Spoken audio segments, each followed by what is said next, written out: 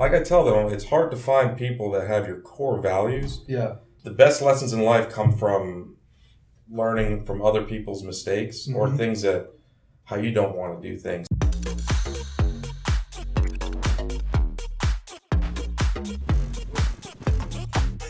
My name is Matt Tanner, and this is Franchisees United. What's up, guys? Welcome to episode 8 of the Franchisees United podcast. This is your host, Matt Tanner. Today, we have our first ever guest that is both a franchisor and a franchisee.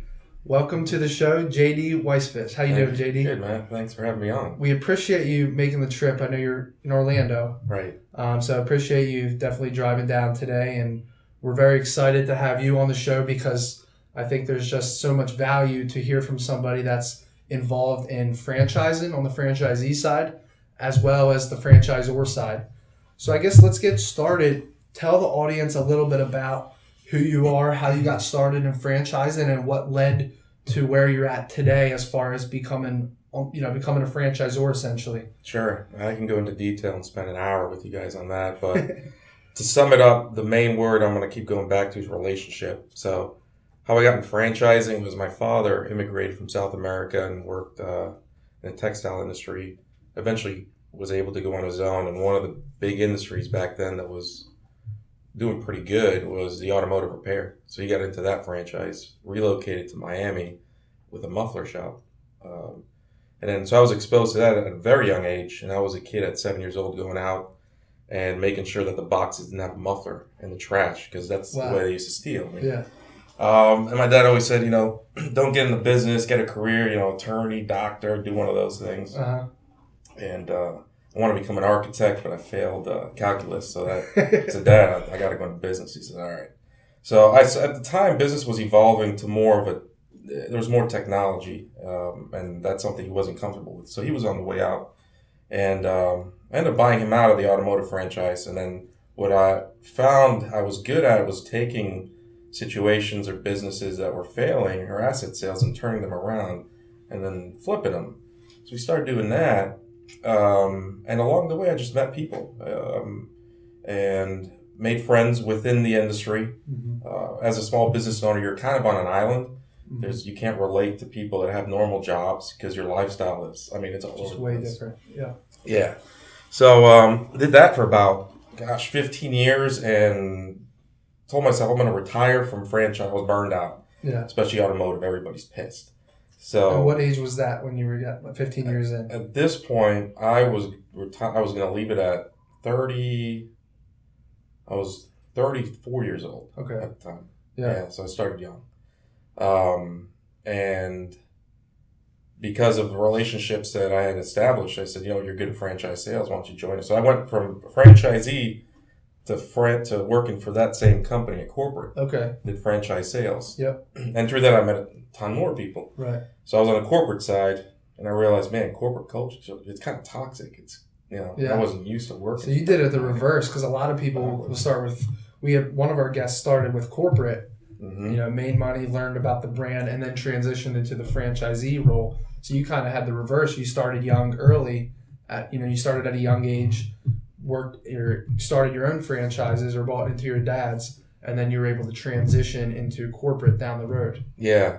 So I switched that because I wanted a set schedule. I just wanted to clock out at 5 and not worry about it. Because, franchise ownership or any business ownership, you're 24/7. Yeah. And then at corporate, I realized, man, this is just not the thing for me. So that's not wired that way, right? No, because I couldn't establish the culture. And that's where I learned the importance of culture.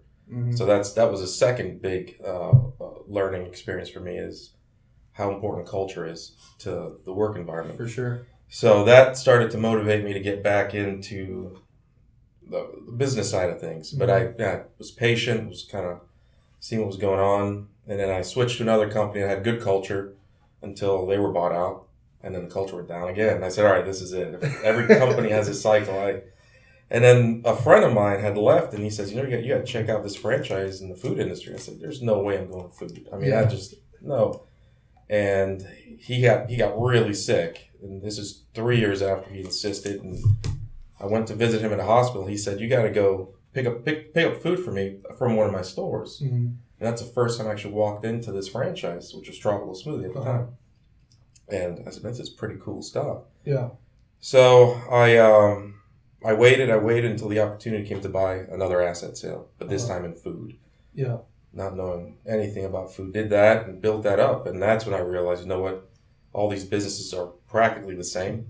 It's all about just for sure, working at the culture, being a good leader and manager. The rest you can figure out. 100%. And I learned just in the people business at the end of the day, it doesn't matter. Like I grew up, I actually have a very similar background to you. I started at 8 years old working for my dad. And it's funny that you mentioned that because my dad was at the point where he wasn't very technologically sound too, his generation. And, it doesn't matter if you're selling pretzels like I was at 10, 12, 15 years old, or if you're selling smoothies, or if you're selling a service-based business, the real common denominator seems to be culture and people. Yeah. And really being able to be a leader and implement those things and making sure your business is successful, because that's kind of like the intangibles that are just so important. I mean, obviously the financials and the profit and loss statements and your sales and all of that stuff's so important, but the culture and people is like the foundation of that. It really seems like. Yeah. So what do you really like about the Tropical Smoothie brand?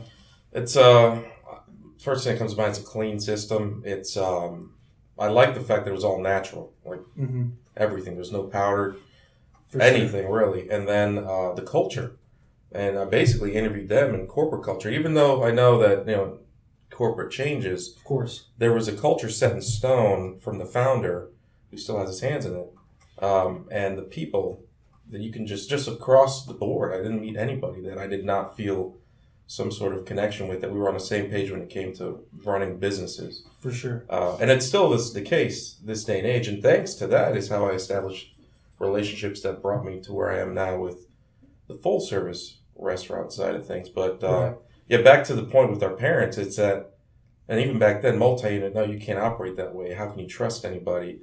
They weren't hiring people better than them. Now you look for people that are better than you. You learn from. Yeah. So it is a big difference. Yeah.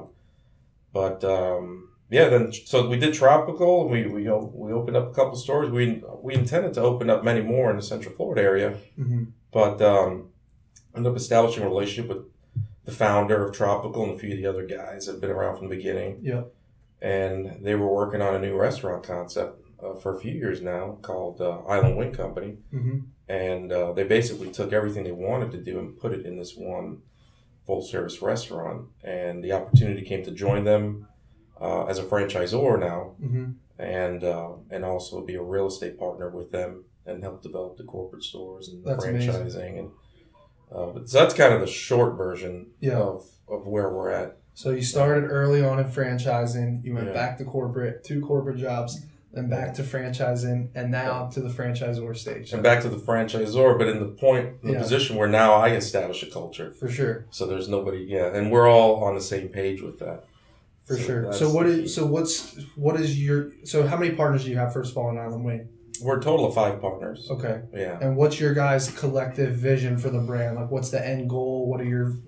What's the real vision for this brand? Yeah, so we're growing on corporate stores are important to us because we establish everything there, and then it'll grow to franchise locations from there. Right. We do have some franchise locations, but our focus again is corporate and corporate partner, where we maintain control. A lot of these large restaurants are corporate owned, and that's why they're exactly the same along the way. Yeah. But our vision is in 10 years we expect to have 200 locations. Right now we have 8 open with 7 in construction to be done by the end of the year, and then it's just. And how many are franchisee locations out of the 8? Out of the 8, there's 3 franchise locations. Awesome. 4, and then the other 4 are either corporate or corporate partner. Gotcha. Corporate partner stores where corporate's 51% and the partner's 49%. It's more of an operating manager. That's interesting. Yeah. Okay. So tell me about. I was able to go to Island Wing with you in Orlando, and my favorite menu item was the buffalo or the baked cauliflower. Yeah. I thought that was phenomenal. Yeah. So tell me about. I know your guys' slogan, I guess, if you will, is "Get Baked." It's the Yeah. So tell me a little bit about that and some of the menu items that you guys are super passionate and excited about. Yeah. So get baked, and also we don't use the F word here. Yeah. There's no fryers on site, and these restaurants are 9,000 square feet. Emphasis on patio and live entertainment. It's more about an experience, the energy and the atmosphere. Yeah, to separate us. And but yeah, all ovens. It took years of perfecting what type of oven and For sure. how to make. So we have all baked items across the board. Of course, our number one seller are our chicken wings. Okay. And we have everything from tacos, fish, steak, ribs, quesadillas. I mean, you name it. Mm-hmm. And that menu's evolving, so we're constantly updating it with things that we feel fit into the island wing, kind of the feel and what you're eating and the tropicalness of it. Yeah. And then the bar is a bar. We're like a family-friendly sports bar per se. Right. The healthier options one. For sure. Again, because it's baked. But the bars are big, and we typically have 50 beers on tap, and we got 50, 60 TVs. And you had some frozen beverages too, right? We do have frozen beverage machines that we make. Yeah, so it's freshly made, and that's something we just put in, and those are a big hit. They're doing well? Yeah. That's awesome. Yeah, I love those drinks. I used to, with my Philly cheesesteak restaurant, we would actually, I think I mentioned this to you, we would sell the frozen wine. Yeah, that's right. Yeah, that's on the list. Get some frozen wine in there, trust me. I'm telling you, it's a huge hit. Especially you guys are you mainly in college towns? No, actually, it kind of followed the same path as Tropical, where you started in Destin, Mobile, actually Auburn, in that area. There's a few, and then Tallahassee is where the first franchise location was, similar to Tropical, and then kind of following the same path. But come to think of it, college towns are a great place to start with these brands. Yeah, for sure. Yeah.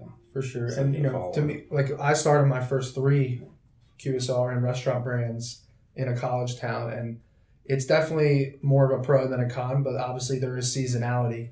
Yeah. If all the students are gone, they're home on break or the semester's over, you have to budget and plan accordingly to that stuff, right? So, but so tell me a little bit about some of the differences. I mean, that you see on a day-to-day basis from being the franchisor versus the franchisee? What are the main differences or challenges of each? So I'll say balance. It's franchisee side, it's really easy to get stuck working in it. Like I'd catch myself, my stress reliever is to do brainless activities, and like I'll run and do the dishes, do the bank runs, Right. But then you start realizing you're doing more and more of that because you're trying to, you need that much. So I'm spending a whole day doing admin stuff. Yeah. Finding balance with that. And then on the franchisor side, it's more big picture, big projects, but it's not like a franchisee where, this is your goal for sales for the end of the day. Franchisor, it's long-term picture. Of course, yeah. And so you're balancing a lot, and it's like a dance/chess match. Yeah. I guess you could say. So you're kind of looking at things from 2 different perspectives. And I will say that having been exposed to both sides really helped me. Mm-hmm. And one thing I encourage to my staff is just being exposed to that, keeping an open mind. At a young age, my dad would go to business meetings, and I was the one that I want to go. Right. Thanks to him, he let me go. And so I would listen and watch, and it translated to what we have going on today, culture-wise. But man, I'm telling you, it's just a balance. You don't know what each day has in store. I mean, there's just no telling. So the important thing is make sure you schedule when you're going to eat and sleep. Everything else, you just Yeah, for sure. And I mean, you and I had it so good that we grew up in business, because the thing that I've learned is not only can you learn from your parents or your family in business and what they do well, but as you know, you can probably learn on what they didn't do well and learn from that. And I learned a lot of things from my dad on, he did a lot of things great that I learned from him. And then there was things that it wasn't his strengths. And I was able to learn from those mistakes that he made, as well as some of the things that he did super well. And I think when you get that combination of being able to see both sides of it and grow up in it, it really gives you the ability to to I guess what's the word I'm looking for, to really understand what to do in the future in business, being able, just having that ability to learn from both sides of it. So Yeah. it's a good opportunity to grow up in business. It really is. Yeah, and you nailed it. It's that my father were complete opposites, and I saw opportunity where he didn't, and that's why I got into the business. I'm like, man, you could do so much better. Right. But the best lessons, the best lessons I ever learned, and again, I preach all this to my employees constantly. Mm-hmm. I'm the culture guy. Yeah. I still don't know how to make food or nothing. But you don't or do? No, I don't. I have no idea. I'm the same way. I don't even want to learn. It's just, I go. I'm so bad at it. It's about, it's like I tell them, it's hard to find people that have your core values. Yeah. The rest of it they can figure out and learn. If you can't figure out how to make a smoothie or food, then you got some issues. So that's that part. It's the culture that's hard.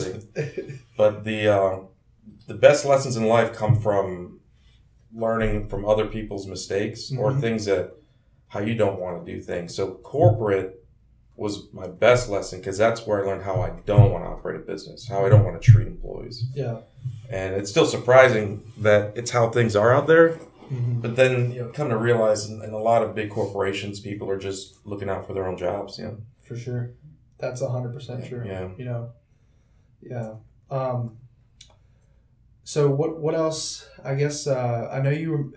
When I came down to your tropical smoothies in Orlando, it seemed like you and your wife are kind of a good team. Yeah. And you guys are in business together. What's that like? Yeah. So that's actually what got me back. We met in corporate America. Yeah. So I'm great. That's one. Well, besides learning from how bad it is there, I'm grateful that I met her there. Yeah. But we each have our strengths and weaknesses. And the important thing as an owner is to acknowledge that and know them. And don't fake it. So her strengths are my weaknesses and vice versa. So I was never the behind the scenes financial guy. I just would rely on somebody. So she's the numbers person. She's kind of black and white. Yeah. And I was always the gray. And so we started, we were both complaining, and then we both, we could do this together. And that's how we got into business together. So, all right, you're going to have this role. And it's important to clarify the roles because when they mesh together and you live together and you have kids, it could get a little tough. Yeah. So. And you guys weren't in business before you were seeing each other, right? No, we were just working the jobs. So this was her first foray into business ownership. So I kind of warned her about it, and you don't really realize what you're doing until you're in it. And then when she's in it, she kept doing those like, oh, you're right about this, you're right about now I understand now. So she took care of certain aspects of the trouble, and I did the other one. And another reason why we've evolved to where we're at today is that within the family business there was a lot of change and growth, and she took the initiative to focus more on that. And so I did more of the business side, and then we kind of went our own ways a little bit in that aspect. And then that's when I really realized, man, I really do need her to keep growing, especially in store count. And then that's when we had to make the decision, all right, now that we're moving into this other big venture, how do we balance? How do we do that? And that's when we decided to kind of work our way to that, and her handle more of the contract stuff now. And now I'm handling more of the operations, and our team has been growing ever since. But I will say the best way to describe working with your significant other is it's kind of like two circles. And then when you start, you got to find the right balance. If you go too much in, and it's too much, and it's all work talk.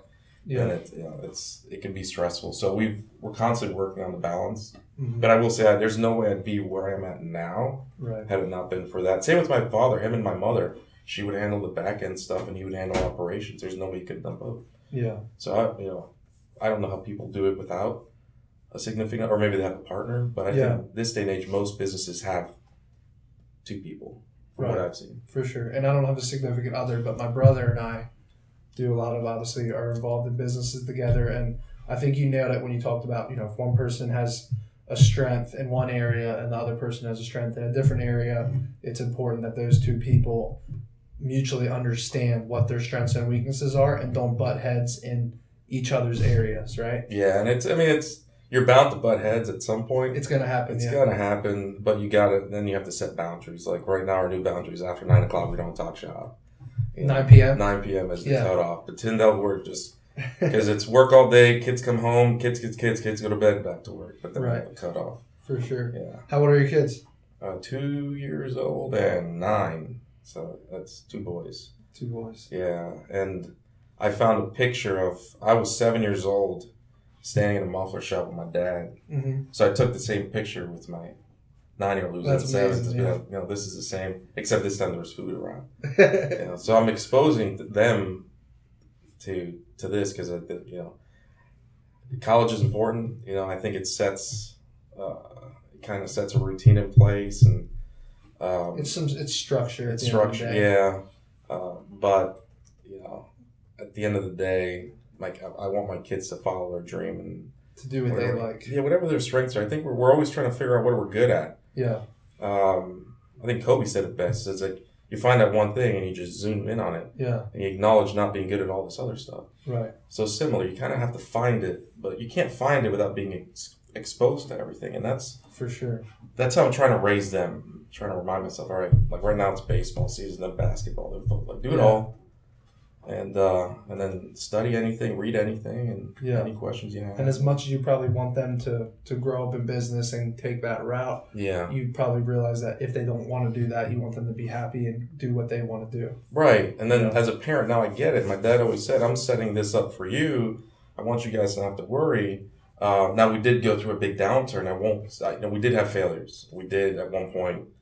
The market crashed. The real estate market, we were heavily invested, lost a ton there. Mm-hmm. We've had businesses fail, and you could have 3 successful ones. That one will suck the other 2. Oh my goodness! So we've been to the point where, in my late 20s, I had a massive failure where, I kid you not, I was selling random furniture just to support myself and pay bills. Yeah. So we've been through that, and that's also a common theme out here is that a lot of failure. You gotta failure happens. You just gotta work your way out of it. Yeah, you have to get. Yeah. That's a big one. So if it were to happen again, I'm ready for it. I'm not scared. You can't be scared of it. Yeah. You just gotta work through it. A lot of people, they don't take. Well, actually, I'll tell you a good example. Sorry, I'm rambling. I got it. No, go ahead. Yeah. So at corporate America, when I decided to go back and be a business owner, I sat with most of the executives, top executives of this, Fortune 500 company, and they each had a story where they had an opportunity to go on their own, and they would describe these opportunities, and I'm like, man, I would have jumped them. Mm-hmm. But they each said they were scared of leaving something steady for this, what they thought was a risk, and so I realized at that point that everybody's presented with opportunities. Yeah, for sure. Along the way. And out of fear, 95% of people, I think, don't do it. Mm-hmm. And I think there's also people that just don't realize it until way after the fact, or just don't even see it. Yeah. So that's another reason why I say it's just keep your eyes open. You never know. Mm-hmm. For sure. Yeah. So what do you do day to day for Island Wing, and what kind of, what's your guys' process as far as recruiting franchisees and type of people that you're looking for? Yeah, so Island Wing, it's we just opened a new store in Jacksonville, so I've been up there quite a bit, supporting that.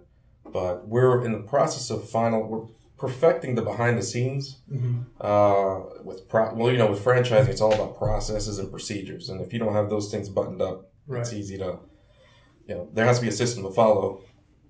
And the most successful franchisees follow a system. So we're buttoning up that system down to the exact music, the volume, the everything, the whole package. So we're about, I would say, 8 months away from having a formal system that we can actually just market. Mm-hmm. All the franchisee growth we've had has just been people walking into a restaurant. That's awesome. And saying, hey, I want one of these. That's good to hear, though. Yeah, so those are our leads now. Yeah. But so behind us, for me, it's like it's a lot of hats. So it's helping make sure that we got the right point of sale system, working on the right vendors for this, the right equipment package for that, the lighting, all the details. What type of POS do you guys use? Right now we use Brinks. Okay. Yeah, so we just installed a beer board to monitor the beer systems, and the other part that my family's now involved in, my wife's family, they're in the construction businesses, building these stores. So I have a construction hat on. I'm learning about kind of bolts and drywall, level 4, like all that stuff. Right. So let's see, day to day. there's a lot going on lot, there. Yeah. I would say, gosh. Well, right now a lot of it's real estate search. So since we're growth mode corporately, I'm heading up the real estate department with an in-house broker. So we just did a tour of our 2 target markets this year: Jacksonville, Orlando, and Tampa as well. Sorry, 3 for corporate stores. So I was in Jacksonville 2 days ago, looking for sites. We have Tampa next week, and Orlando. I live there, so I'm just driving around. But right now, it's more of a real estate mindset for me. Yeah. I've gotten my brother-in-law involved to help on the construction side. And how important do you feel that location is? Because, we've seen over the years, I mean, you can have the best brand in the world, but if it's not a good location, forget it, especially in the food industry. And nowadays, it's so important about convenience. So what do you guys look for out of sites, and how important do you feel it is to find the perfect location? Man, we have examples of how important sites are where A sites are standalone. I mean, on the main drag by a light, we have, easy access is crucial, and it's worth the money. 100%. I mean, night and day. We have a store we opened that's prime spot, and it costs a little more than the store that was a little bit hidden, but the sales volume is double, and so it's worth it. So right now, our site search, which is challenging in all in itself, commercial's hot. Florida is tough. It's tough. Construction is expensive. I wouldn't be surprised if there's some sort of correction at some point. Not a big one, but we need, we look for 1.5-acre, 2-acre pads, standalone buildings, and like right at the front. And when you drive around, the best sites are usually the banks. And I'm starting to see more and more of those go up for sale. Are they big enough? Yeah. Okay. Yeah, like Bank of America sites, they have some prime real estate. So we've gotten innovative. Our Jacksonville store is a good example. We took over on Fridays that was closing. So now if you want the best sites, you kind of have Fridays. Yeah. Okay. So we're kind of following these brands that might be struggling, and just getting in their ear. So that's where we're seeing the good sites now. The newer markets where it's ground up, those are a little riskier, but there's a few of those opportunities throughout Florida. So right now we're focused on Florida. We have I think we just locked in a lease in Michigan this week. And is that a franchisee location? Yeah, we also do area development. So a gentleman bought the area rights to Michigan. Cool. In Colorado, and then we're working on Virginia now. So that's but my focus is Florida and the real estate side. So what's the strategy of going out of state with no brand awareness? How do you guys help your franchisees or your area developers and really getting that brand out there in that area? So I'll tell you what, and that's what's great about the group of guys that are involved in this. This is almost, I want to say it's like our last hurrah in a way. We've all been through different businesses and different levels. And the one thing that most franchises struggle with, especially as they're growing, is operational support. Then they start thinking, I want store count. So we're operations heavy. So the way we do it now, and we're always growing in that department, is a store's going to open, we rent a house, at least a 5-bedroom house, and operations lives there for 2 months. So we will hold the house for 2 months. Everybody be on site for at least the first 3 weeks, 3-4 weeks, and then it's less and less of them. So it's very operations heavy, and that's how we do it. So right now we're growing that department because we're in a situation where we're going to have multiple stores start opening. Right. So you guys plan to do that strategy even when you're hitting scale and doing a lot of sites at once? Well, we want to be at the point where we have people in each market. Right. So with Michigan being it's an area developer market, we want to establish a team that's just there. Okay. And it focuses on Michigan. Florida, since we're based out of Florida right now, we just use the Florida team, kind of jump them around. Right. But it's one of those that we're growing with it, and we're trying to stay ahead of the growth behind the scenes, of course, so that we support what's happening. For sure. It's franchisee support, and it's crucial. Yeah. Even corporate stores. I mean, you want to get the right GM in place, the right management team, and you still got to oversee them. Corporate stores have to be even more perfect. Yeah. Because that's like the model store, Yeah. So who's an ideal franchisee or area developer? Who do you guys look for or seek out? So we look for, other than financials, of course, because this is a rather large investment. Right. It's definitely experience in the sense of, and I brought it up. It's leadership management. Somebody that has experience running a team. Mm-hmm. You don't necessarily need food experience. This is in business in general.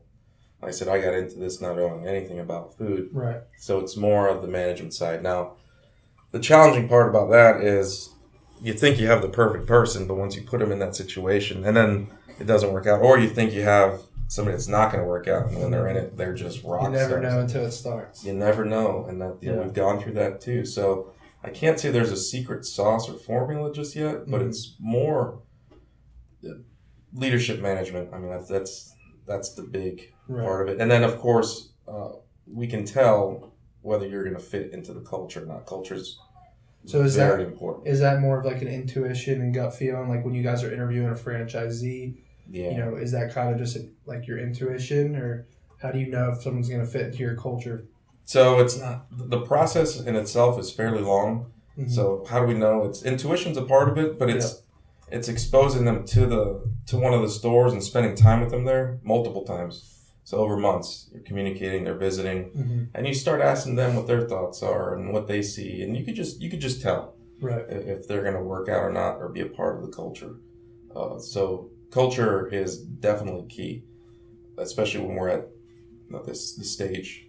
For sure. Right at the beginning, really. Yeah. Yeah. So what would you say the biggest differentiator is, or what's your guys' secret sauce or proprietary stuff? Is it the whole baked model, or is it more than just that? It's more than that. The baked model, I think, is going to grow with other, there's a gluten-free menu that you see in a lot of restaurants and a lot of the healthier options. Like even Hooters has it at this point. Right. Except ours is basically the whole menu is healthy. Yeah. Everything we do is in-house, our sauces. So I could say that we do have a unique product. I feel that we have a unique experience, especially in that market where you have very few options for a family-friendly, healthy sports bar type place where it caters to everybody. We have like wine Wednesday nights, you have kids eat free night, karaoke nights, live band. So it's a little bit of everything. So I feel that the experience alone differentiates us from the Buffaloes and the Hooters and the Millers. But we're constantly evolving too. Right. And the key to this, and same with Tropical, you got to stay ahead of the game. For sure. So there's every year things change. You perfect things down to right now. It's down to the building and how we build these things. And you're seeing all these flat roofs. We're going pitch roof. Why is that? It's for the longevity of the roof. And also, there's cost savings in that. But right now, all the architects and mechanical engineers are dead set on flat because you spit them out. It's easy. Right. It's what they know. But you challenge them, they realize, there's other options that are actually better, that are unique. So we want to be unique. And does that help with the build-out costs for the franchisee? Yeah. Okay. So our value engineering is unlike anything that's been seen out there, because we're bringing... The good thing about not having a commercial restaurant building experience is... You come in, residential, we have residential, you come in and you start asking the questions that nobody's ever asked. It's like, we do this, why do you do it like that? Right. And they're like, it's the way it's always been done. When you start challenging them, then they start realizing we can do it that way. So it's been about 12 months of value engineering, bringing the cost down basically in half for these buildings. So I think that's going to be, it'll make it easier for franchisees to come in basically on a full service, standalone restaurant. For sure. Have you guys considered doing a QSR model, or is it going to be all FSR? So funny you bring that up. We started more as a QSR. Really? And it started as a smaller walk-up. But what we have been doing and are doing is that we are actively in the process of purchasing QSR concepts that are in growth mode. And so we will have, I want to say we're looking to be the Dardens of the group, but we'll have other QSRs that will fit with this one. Basically, put them next door to each other. So there's multiple ones that we're working on right now. I can't disclose it yet, but when we do, I'll come back and I'll tell you. Though? Yeah, there's a few. You said it's a QSR? That are QSR concept, yeah. Yeah. So we'll have that under our umbrella, and we could basically put them all on site.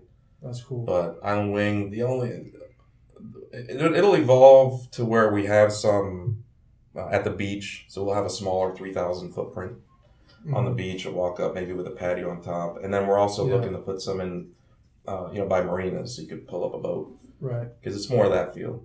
Yeah, for sure. I just look at it because I know FSR I think was down 2% last year. Mm-hmm. I don't know. Don't quote me on that exact number. And I know QSR was like the opposite.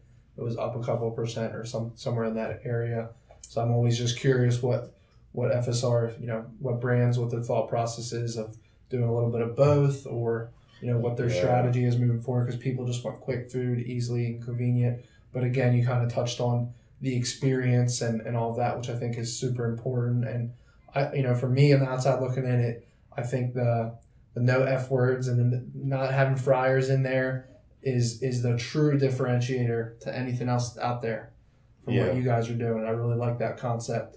In a lot of ways, it feels like, kind of feels like tropical smoothie, right? You talk about the culture and then the feel good type of food, where it's not necessarily the healthiest food in the world, but it's better than what's out there, and it's a food that's perceived as healthier and has a lot more benefits, and that you can go there and eat and not feel like crap afterwards. Right. Yeah. And that's what I experienced when I went there and ate with you. It was like I tried the buffalo baked cauliflower and then the baked wings, and the nice thing is, and I read the one article I think you posted. I think you said the article said it's like 60 to 70% less fat and calories in your guys' baked wings compared to a fried wing.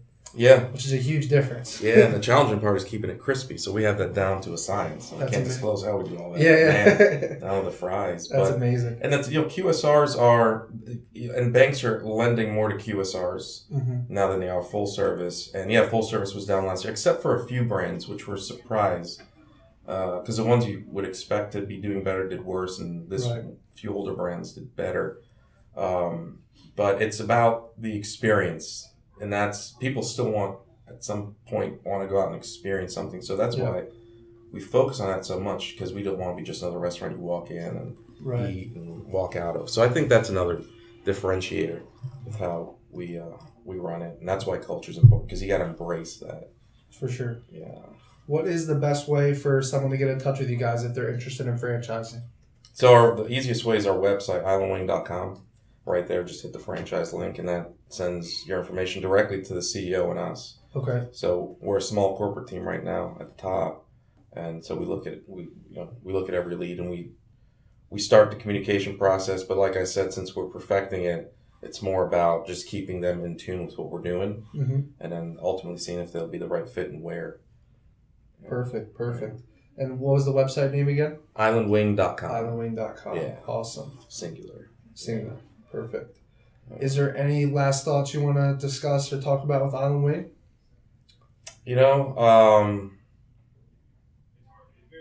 I would say that this is a brand that is going to disrupt the industry. And, there's always things that come about that start causing change, I guess you'd say. And I think that other concepts, like, we'll pick up and we'll kind of follow. I mean, like Tropical wasn't the first smoothie shop, of course, but they've now taken the lead because they've taken it and perfected it. So same with our concept, is we are one of the first to do it full service and all baked. So we're expecting people to kind of follow. And so, we're going to not only disrupt the industry, but our plan is to continue to be a leader in it.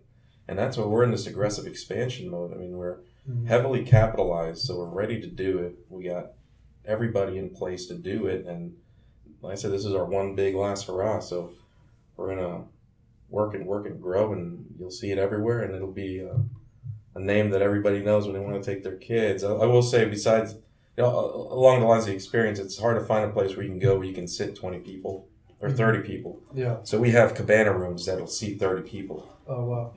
Or tables that'll seat 16. So that's another thing that, Sundays people are looking for a place to take their whole family. So we made sure that we have ample seating. So we're looking at the little details. For sure. And perfecting it. Down to if you need, you're at your table and you need service, we have a flag, you put it up, any server sees it, they're going to come. Oh, that's cool. So service is important too. Yeah, that's awesome. Little details. We were at we were at a restaurant in Universal, and it took forever to get water. And we're like, man, all that time it took water. It was the worst. Yeah, because now, I lost beer time, and then I lost food time. So then that's when we said, we're just going to pop a carafe out there, plastic bottles, and start taking orders. So it's efficiency. Have you seen the beer taps that are you familiar with Walk-Ons? Yeah. I went to there in Fort Lauderdale a few weeks back, and I really like their system where they have, they charge by the ounce with the beer tap. Have you guys seen that or looked at that? Yeah, I've seen that, yeah. I thought it was pretty interesting. Yeah. So the nice thing is, the way I look at it is customers are going to be able to spend more, drink more, rather than waiting for a bartender or a waiter or waitress. Exactly. And then also I looked at it as there's less waste. Like, they're literally paying for the foam. Yeah. Because you're paying by the ounce versus where if a bartender's pouring a drink, a lot of that's going down in waste. Yeah. So I thought it was pretty interesting. So so that's some cool, innovative stuff coming out. Yeah. I will leave with one last point is the minimum wage situation. Yeah. That's the scariest part. For sure. What's happening. I think people don't realize the consequence of that. Yeah. And 100%. Right now, the only way there's two ways that small businesses can combat this, because I don't think people realize the small margins. They think that you own a business you're making. Yeah. Now, sometimes your GM's making more money than you. 100%. Right? So the two things that'll affect, one, less people will be employed. So you're talking unemployment's going to go up. Because if you guys go to some of these restaurants, see these tablets, those tablets are basically human replacements. Kiosks, yeah. So they're perfecting that system to where you basically order from there, and there's one server in charge on the table. Yeah. Yeah, that's the model I really like. That's and that's the direction that's all going in. If and I'm assuming it might actually pass. So that's one thing, and then the other thing is we're all going to raise our prices. 100%. So it's all going to have to. You're out of business. Yeah. Yeah. I mean, if they see what happened over it just makes the value of the dollar good. It doesn't really, Yeah. So that's the other thing. Being a part of franchise, the franchising system in general is you're all united. You lobby. You're involved with your local politicians. It's so important to have a voice. So that's why we encourage people to become franchisees in whatever industry and join together. And because small business is really what supports this nation. 100%. Yeah. That's a very good point. So last two questions before we wrap up here.